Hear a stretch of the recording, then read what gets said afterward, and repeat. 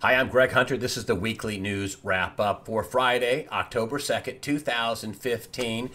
The Middle East is spiraling into chaos and wider war. Just what I've been calling for months, that this thing's getting worse and it's going to get worse before it gets better. And just to show you how fast it's spiraled into chaos, I mean, on Monday, this is Putin and Vladimir Putin and Barack Obama, sparring verbally over Syria's future. And a few days later, kaboom, Russia gets medieval on Syrian, or what they call Syrian terrorists, and starts bombing people. They go to town on them in sorties in Syria. Now, the U.S. says, whoa, you're bombing our moderate rebels. And Vladimir Putin and Russia says, well, we're bombing the terrorists. And listen, you know what this is all about? This is all about who's going to control Syria. And, Ash Carter, the defense secretary, said this is doomed to fail.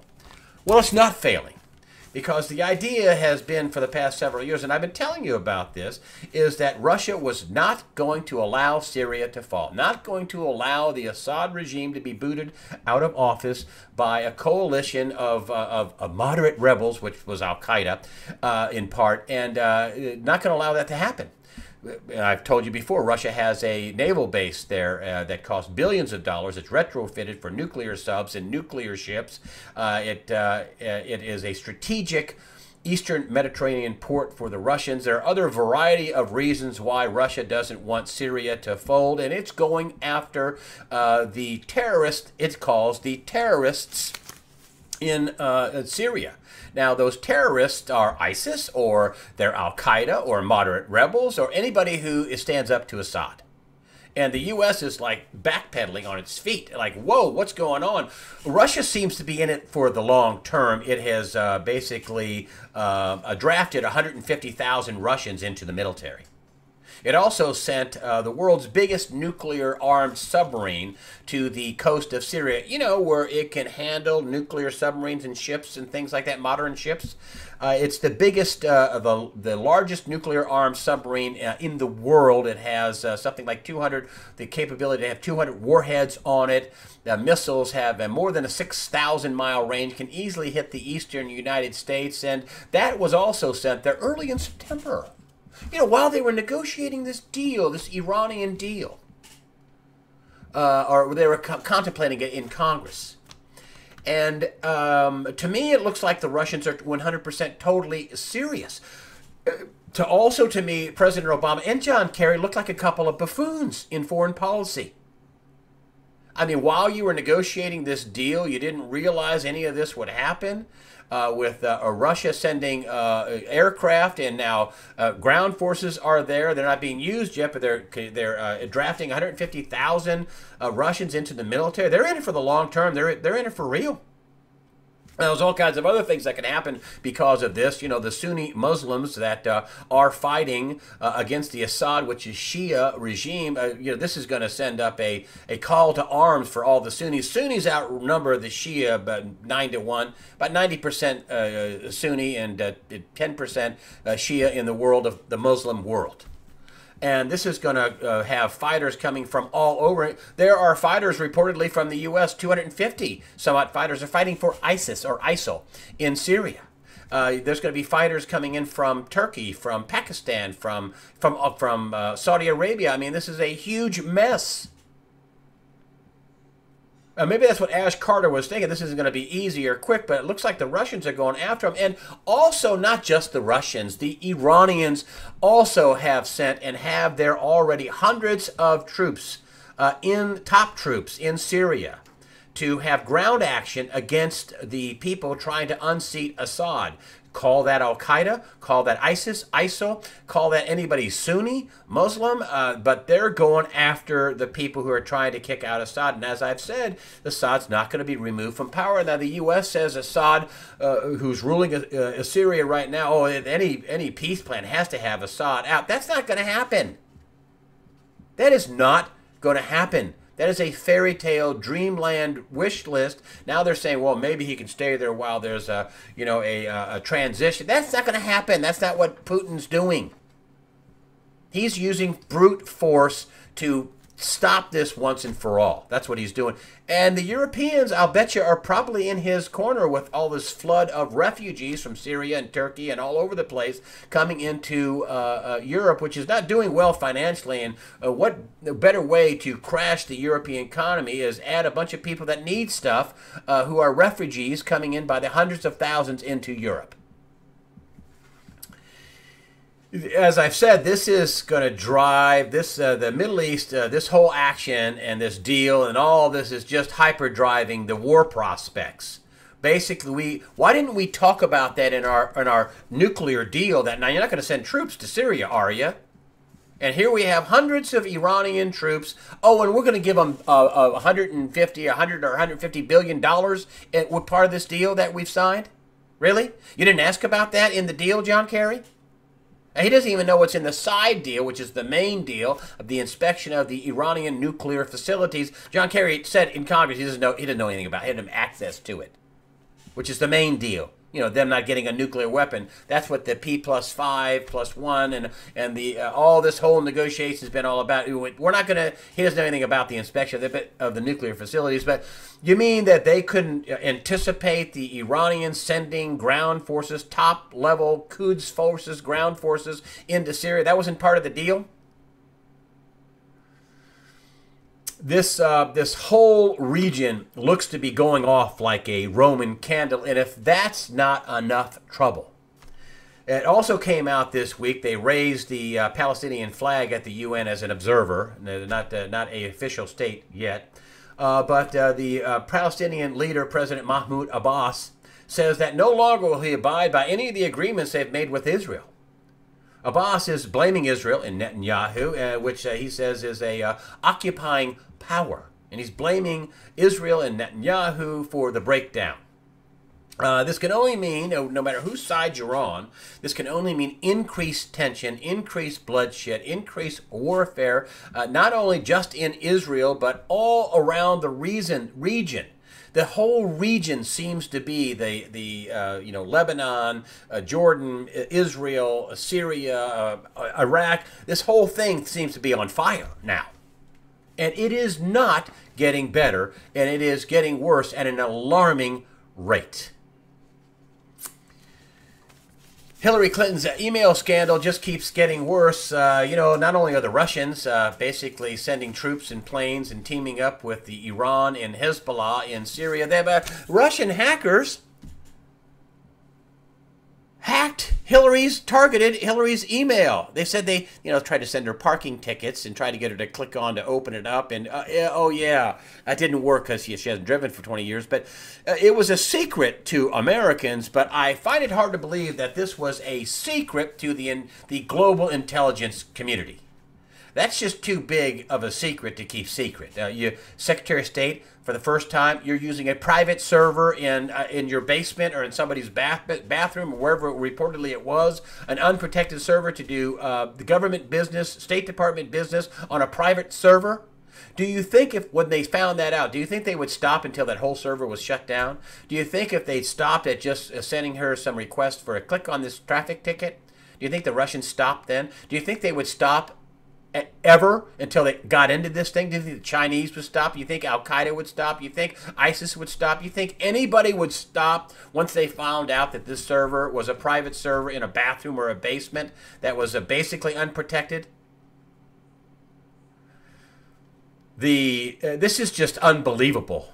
And remember, I got to tell you, General Petraeus had a stack of papers in his desk. He got a $100,000 fine and was forced to plead to a felony. He did not endanger national security. I don't see how having this private server didn't endanger national security. The charges that come to mind, the possible felony charges that come to mind that could be put upon Hillary Clinton and or her staff are stunning.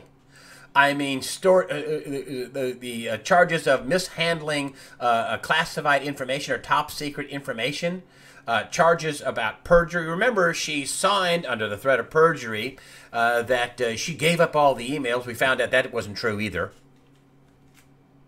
Also, obstruction of justice. Just a few of the charges that come to mind over all this. This is why I say, and I've been saying since before there was a single candidate running against her, when she was beating any and all Republicans, I say she won't be president. She's not going to be president. No way. Also, James Comey, the head of the FBI, was on Capitol Hill briefing legislators about this investigation. He's got his crack best team working on this. I find it hard to believe that after all this stuff bubbles out, that the FBI and the Justice Department's going to go, there's just nothing there. It's okay. No charges. It's okay. There's nothing there. I just hope they don't throw some poor 25-year-old under the bus and that person has to spend the next 20 years in prison for something that Hillary Clinton directed. It was her direction to have her own private server. Her idea. It's unbelievable. Next up, the USA Today and Planned Parenthood. I'm kind of doing these together. This is a USA Today. This is USA Today on 9/30 this past week, and Planned Parenthood. These gruesome videos with top medical doctors of Planned Parenthood on camera, haggling over baby body parts and how much they could get for them is the basic premise of this. They wouldn't cover this story. Remember I told you about that? I called them and we covered it on our web. They buried it on their website. They never had it on their paper. I'm an avid reader of their newspaper, but yet lo and behold, they basically conduct a poll. USA Today conducts a poll, and look how favorable it is. Planned Parenthood supported in poll. More people look, more people support. This is the big blue 65%. They support it. Hey, maybe they should do a poll. This is a political statement, incidentally. This is not a poll somebody did that became news. This was their poll. This is more their news analysis, because this fits their left-wing wacko political view that Planned Parenthood shouldn't be defunded, and let's put out a story about how they're supported. By the American public. You can make a poll come out any way you want. Hey, I got a poll for you, USA Today. Ask people if they support Planned Parenthood cutting up baby body parts and selling them. Ask that. How about that for a poll?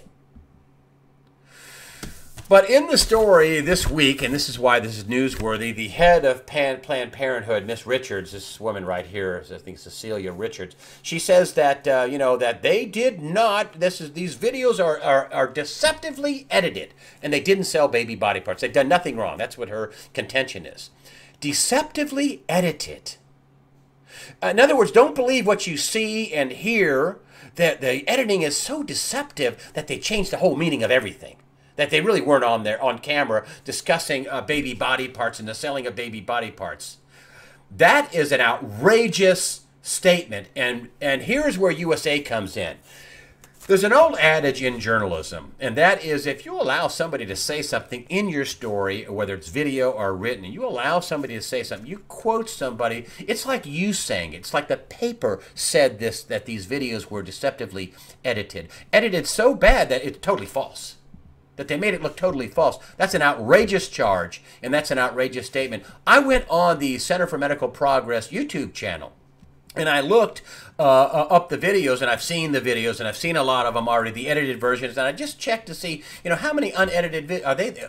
12 videos. Apparently unedited videos marked full footage. Go on the Center for Medical Progress YouTube channel. You can find them yourself. There's the edited and unedited video, and edited are in parts. And listen, I've been in television since the 70s. I was an investigative reporter in local TV. I was an investigative reporter at 2 networks, ABC and CNN. I didn't see the deception. I didn't see it at all. And even if I did see it, which I didn't, the full video is on there. And I called USA Today and said, hey, don't you have a duty not to put a provable lie in your newspaper? Don't you folks at USA Today, you are the nation's news, right? Yes. I talked to somebody, one of the editors said, you are the nation's news. Yeah, don't you have a duty to vet that? And make sure you don't put a provable lie out in your paper? Isn't that like you saying it? Yeah, well, we'll give you somebody else to talk to. I called for 2 days in a row trying to get a comment. Deceptively edited. So much that you couldn't believe the doctors, the top medical doctors at Planned Parenthood haggling over tissue. And they always like to use a term like tissue to kind of clean it up, to sanitize it. Haggling over baby body parts. Baby body parts like brains, eyes, kidneys, livers, lungs, things like that. Baby body parts that they can do testing on, medical research. I ask USA Today that. Don't you have a duty? I mean, this to me is a provable lie, and you're putting it out as a research, as a statement of truth that they were deceptively edited. Like, oh well, I guess they were totally. That's a provable lie, and USA Today is putting it out there. Shame on you, USA Today, for passing yourself off as a journalism organization when you are really just a left-wing, liberal, hack newspaper when you do things like that. If they looked at these videos, 12 of which full of it, they should at least add, well, we looked at the videos and we didn't see it. Hey, I got an idea. Why don't you ask Miss Richards to put together a string of the videos and show where the lies are so deceptive that it really wasn't they were haggling over baby body parts, you know, brains and kidneys and hearts and livers and things. Yeah, why don't you put together, show me specifically where the deception is that bad where it changed the meaning of what these doctors were saying on camera. Let's see it. That's an outrageous charge. USA Today ought to be all over this. If that's true, USA Today ought to be all over that charge. But they're not. They omitted that. They lied by omission, in my opinion. Deceptively edited. A couple more orders of business. We had this terrible shooting out in Oregon, and I don't know what's going to happen with that, but Barack Obama never misses a chance to politicize a shooting for gun control, and he even said he was politicizing this shooting. Of course, I find it kind of bizarre that the shooter reportedly was asking people what religion they were before he shot them. Trying to get people's guns, especially in lieu of the fact that we're going to import thousands and thousands of more of these refugees, which the intelligence agencies say probably there's going to be a percentage of them are going to be radical Islamic terrorists. It's going to be awful hard to get people's guns away from them. Of course, this college out in Oregon was a gun-free zone. So the only shooter, the only person that had a gun was the mass murderer. That was the only person that had a gun other than maybe a security guard or two. That's outrageous to me that it comes on and starts pitching gun control. The other thing that I wanted to bring up was the fact that we had September come and go, no crash. Well, no crash in the typical sense. That doesn't mean that there was a lot of vibrations and shaking going on. I mean, we started out the month of September with a 1,000-point drop in the Dow, a flash crash, a huge point drop at the open, and of course the plunge protection team, I'm sure, was working overtime to bring that up. And then these giant, 300-400 point gyrations up and down in the stock market. The Chinese have lost 40% of the value of their market. The real went at one point into free fall and is way lower than it was, the value of it. We have, of course, this thing in Syria, but we also have the outrageous goings-on of these mining companies that seem to be teetering on insolvency. We have more trouble in the oil patch with the bonds and the fracking going sour. And on top of that, you had people like Carl Icahn warning of a crash. And then you have the Federal Reserve with the economy so bad that the Federal Reserve can't raise rates by a measly 0.25% because it's so bad. So even though we didn't have a classic crash, we had plenty of signs, including verbal signs from people like Carl Icahn saying, ooh, this is a bubble and a crash is coming. And I can only imagine what may happen here in October. It just seems like it's getting worse and worse at a faster and faster pace. That's the way I see it. I'm Greg Hunter. Thank you for your comments on usawatchdog.com. Thank you for your donations. That helps us out. Remember, fear not. Prepare yourself mentally, physically, and above all, spiritually. Fear not. God's in control.